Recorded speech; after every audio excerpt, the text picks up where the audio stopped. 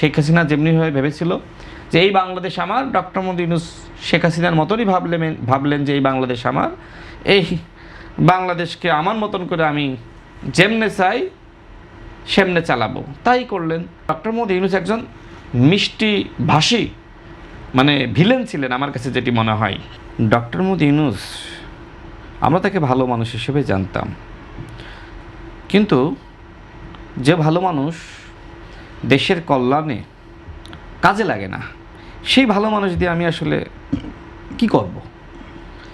দেশ হাসিনার জাতাকলে পিষ্ট হচ্ছিল, মানুষ গুম হচ্ছিল, খুন হচ্ছিল, মানুষ ক্রসফায়ারের শিকার হচ্ছিল, সাংবাদিকদেরকে দমন করা হচ্ছিল, মিডিয়ার স্বাধীনতা কেড়ে নেওয়া হয়েছিল।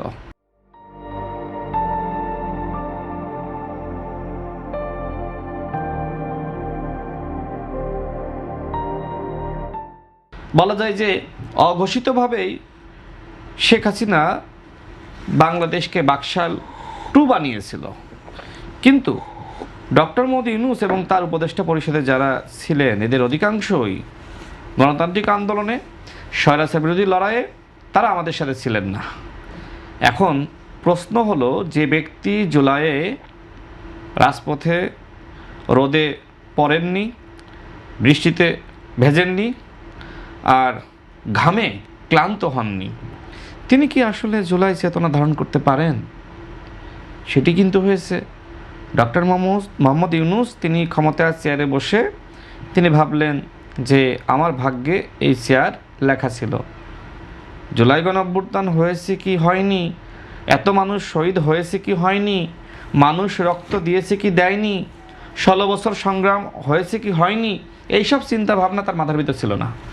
তিনি মনে করলেন যে এই রাষ্ট্র আমার, শেখ হাসিনা যেমনিভাবে ভেবেছিল যে এই বাংলাদেশ আমার, ডক্টর মোহাম্মদ ইউনূস শেখ হাসিনার মতনই ভাবলেন যে এই বাংলাদেশ আমার, এই বাংলাদেশকে আমার মতন করে আমি যেমনে চাই সেমনে চালাবো, তাই করলেন। একজন আন্তর্জাতিকভাবে স্বীকৃত ব্যক্তিত্ব, নোবেল বিজয়ী, তার কি আদম ব্যবসার লাইসেন্স লাগে? তার কি প্রাইভেট বিশ্ববিদ্যালয় লাগে? আর বাংলাদেশের সকল বিশ্ববিদ্যালয়ই তো তার, বাংলাদেশের যারা আদম ব্যবসা করে সবাই তো তার, কারণ সে ছিল রাষ্ট্রের প্রধান। কিন্তু রাষ্ট্রের প্রধান হয়ে তিনি সংকীর্ণ মানসিকতা পোষণ করে এইসব সুবিধা নিলেন। তিনি এইসব অনৈতিক সুবিধা নিয়ে নিজেকে তিনি একজন বলা যায় যে ভিলেনে পরিণত করলেন। দেখেন, ডক্টর মোহাম্মদ ইউনূস এবং তার সার্কেলের যারা রয়েছে এদের কথাবার্তা শুনতে খুব মিষ্টি লাগে, কিন্তু ডক্টর মোহাম্মদ ইউনূস একজন মিষ্টি ভাষী ভিলেন ছিলেন আমার কাছে যেটি মনে হয়। কারণ তিনি নির্বাচন দিতে চাচ্ছিলেন না। নির্বাচনের প্রসঙ্গ শুনলেই তিনি বলতেন যে বাংলাদেশে একটি মাত্র দল ছাড়া কেউ নির্বাচন চায় না।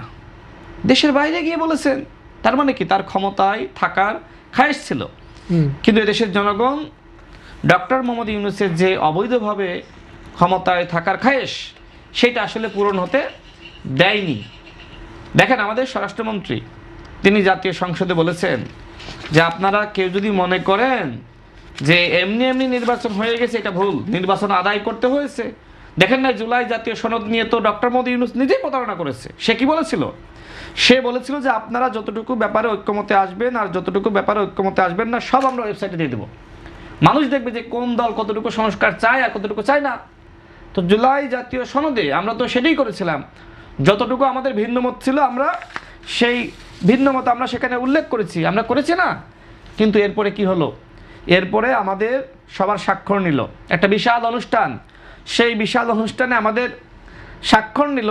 স্বাক্ষর নেওয়ার পরে এরপরে দেখলাম যে জুলাই জাতীয় সনদ বাস্তবায়ন আদেশ জারি করলো, সেখানে আর নোট অফ ডিসেন্ট নাই।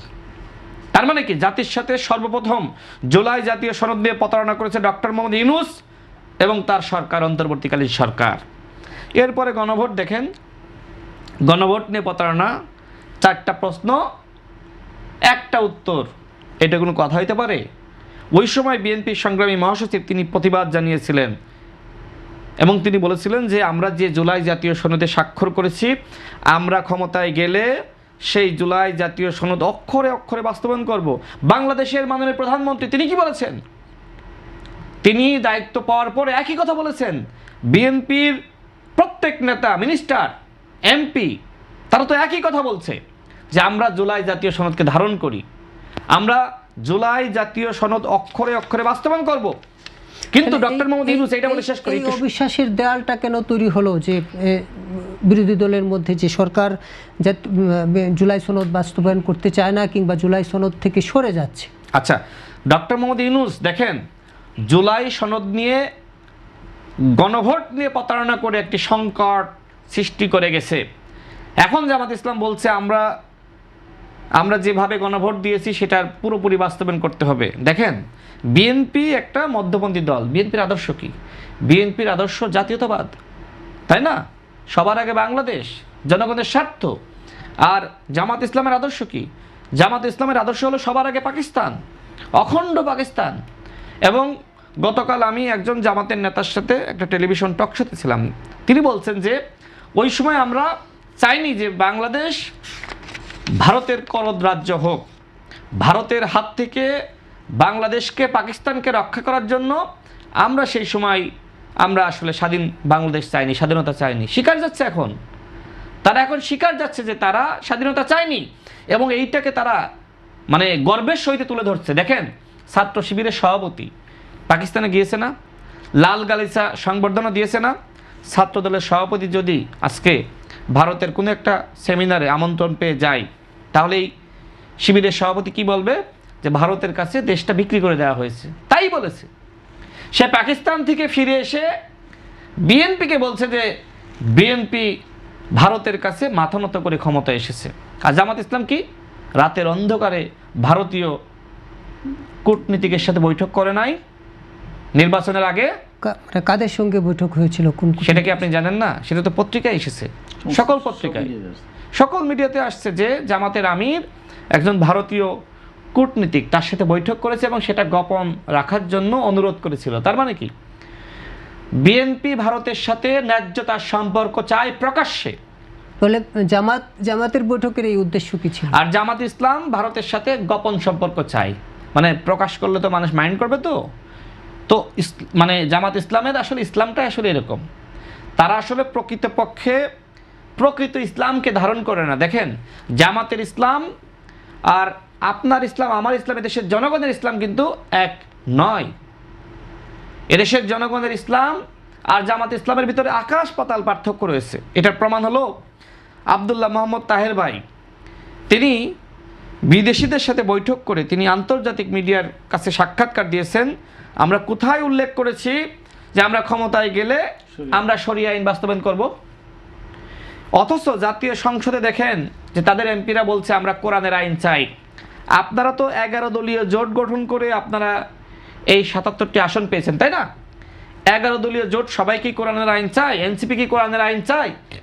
এনসিপি বলুক যে আমরা সংসদে কোরআনের আইন চাই, এনসিপি নেতৃবৃন্দ বলছে যে আমরা মধ্যপন্থী আইন চাই, তাই না? আসলে জামাতের এই 11 দলীয় জোট আসলে কেন করা হয়েছে? সংস্কারের উদ্দেশ্যে? কই সংস্কার তো তারা চায় না। নাহিদ ইসলাম নিজেই বলেছে জামাত ইসলাম কোনো সংস্কার চায় না, সংস্কারের নামে জামাত ইসলাম প্রতারণা করছে। তার মানে কি এই 11 দলীয় জোট এখন সংস্কারের নামে জনগণকে বিভ্রান্ত করছে, প্রতারণা করছে। আজকে মানুষকে নিয়ে যেভাবে আসলে মানুষকে বিভ্রান্ত করছে, এটা অত্যন্ত দুঃখজনক।